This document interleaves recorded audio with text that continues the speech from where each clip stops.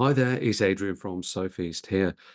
We're going to be looking at India's most exported product types, and at the time of recording, it's April 2024, so we're going to be focusing on the time period just before 2024. And because India is an increasingly important market for buyers around the world, it's important to know what are the common product types that people are buying and that India is producing. So our business analysts in India have produced this data and we've put it into this presentation for you. So if we look at the products, some products perhaps not a surprise, some maybe are more surprising. So topping the board, handicrafts. So that's 40%. I mean, this is your wicker baskets, statues, things like that for the garden, perhaps. So we've maybe seen all of those. Then leather and associated products, 25 to 30%. Plastic parts, 2025.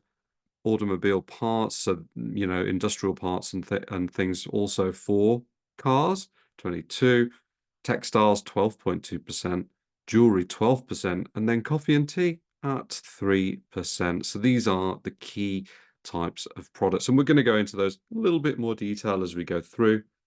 And there is a product category that you might notice is missing from here, and that's electronics parts, components, and devices. But this is a rapidly growing product category in India, and in the coming years, we're going to see a lot more electronic products and parts coming out of India, that's for sure.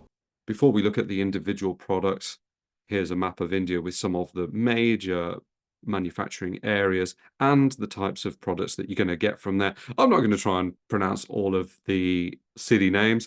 I don't want to upset all the folks in India by getting it wrong, but look, we've got the usual suspects: Chennai, Bangalore, Mumbai, Delhi, Jaipur. There's a lot of these places, but maybe there are cities, especially up and around the north, where we're seeing a lot of production of, ceramics, metal products, wood products. Maybe these are not as common, but it's important to know where those are, especially if you are planning to import from India.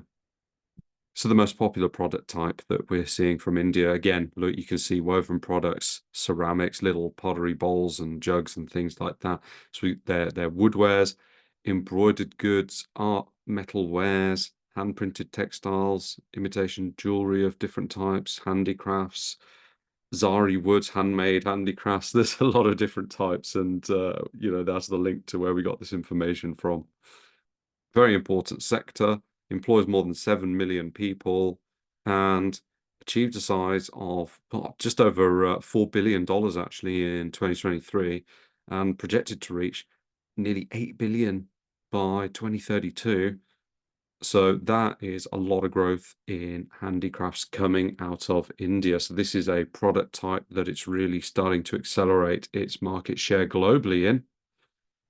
It's already one of the leading handicraft exporting countries. And if, like me, you've been to a homeware store recently and you've seen, little ornaments for the garden, things like that, you're going to notice, cushions, rugs, whatever, that you're starting to see a lot of these are from India. For reference, I'm in the UK, but I know this is definitely the case in the US and other countries as well. And we can see, that there is a big market share and the demand is increasing. Unsurprisingly, major export destinations for handicrafts: USA, UAE, UK, Germany, Netherlands, France, with the states topping imports of Indian handicrafts with 37, nearly 40% in 2022-23. The next one, leather products. Again, I personally have bought leather products that have been made in India quite recently. So this appears to be a thing for countries that import. So we've got footwear, leather goods, saddlery and harnesses even, finished leathers, leather garments like jackets and things like that.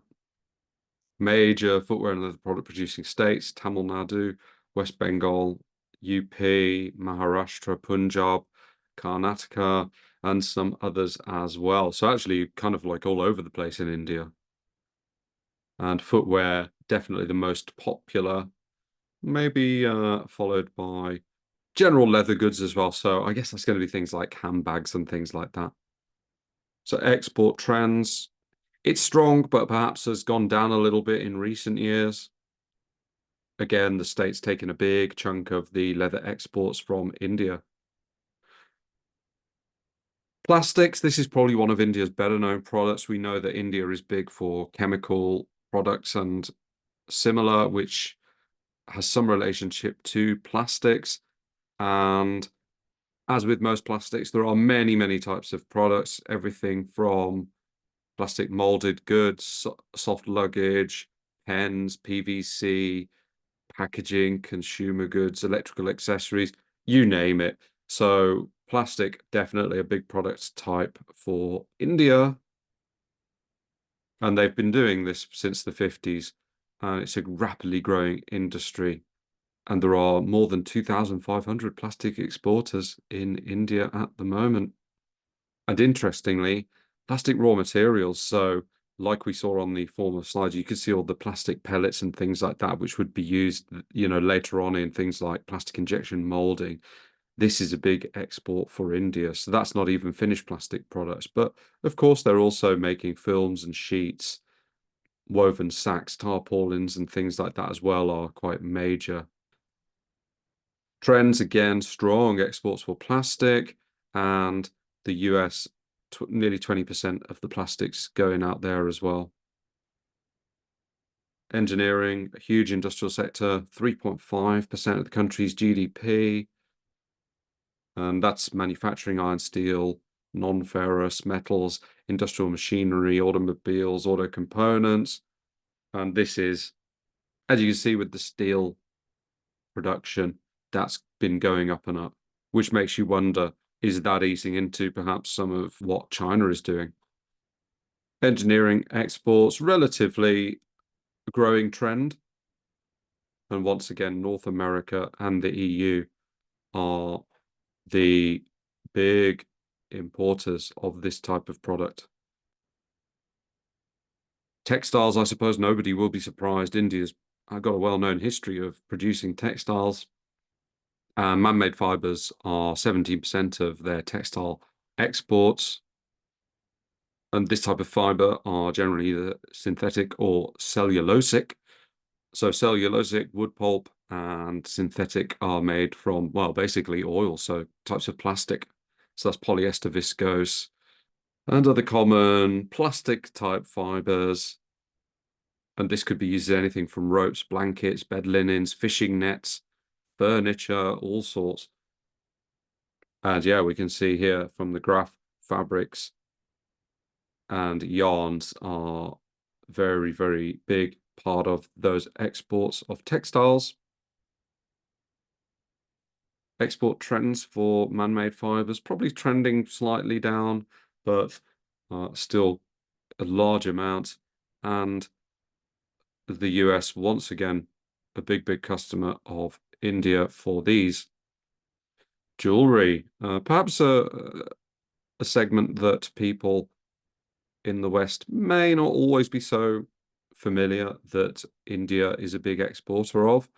Of course, in the Indian culture, jewelry, very, very important, and around Asia as well. So not a surprise to see that the jewelry industry is a big contributor to their GDP, 7% in fact, and has more than 5 million skilled and semi-skilled members of the workforce. Diamonds, big, over 50% of their gem and jewelry export, but also gold jewelry. So diamonds and gold jewelry are the big dominant players here. Export trends are pretty steady in terms of exports, and the US taking 30% of exports, but also then you've got the UAE and Hong Kong coming up as very, very large importers of Indian jewelry. Coffee, this one perhaps surprised me a little bit more, but coffee production has been going up in India steadily. And indeed, it's being exported more and more as well, especially to Italy, Germany, and some other countries too. Tea, less surprising to me because India is the second largest producer of tea globally. And if you are a tea drinker, you've probably heard of Assam tea, which is one of the very famous ones. And tea production, has a growing trend, and exports are steady and probably growing a bit as well. The UAE is a major importer, but actually a lot of different countries are importing Indian tea: Iran, the UK, Germany, Saudi Arabia, Ireland. So yeah, I suppose traditional tea drinking countries. So you now have a good idea of what is really popular coming out of India. And I dare say the products that many, many viewers are currently making potentially could be made in India as well. And if you notice some of the figures, you'll see that the US is a big importer of Indian products. And with geopolitical changes and the perhaps cooling relationship between the USA and China, we would only expect that to increase as well. So if you are in the States, take a look when you're in the store and see how many Indian products you're starting to see. So that's an end to this presentation. If you've got any questions about India, the Sofeast Group, we are actually operating in India right now. We have a business unit there and offices in central India, quite near a lot of the major manufacturing areas, and a number of staff there. So any questions about manufacturing in India or how to source products for India, let us know, get in touch, and we will be happy to help. Thanks for watching.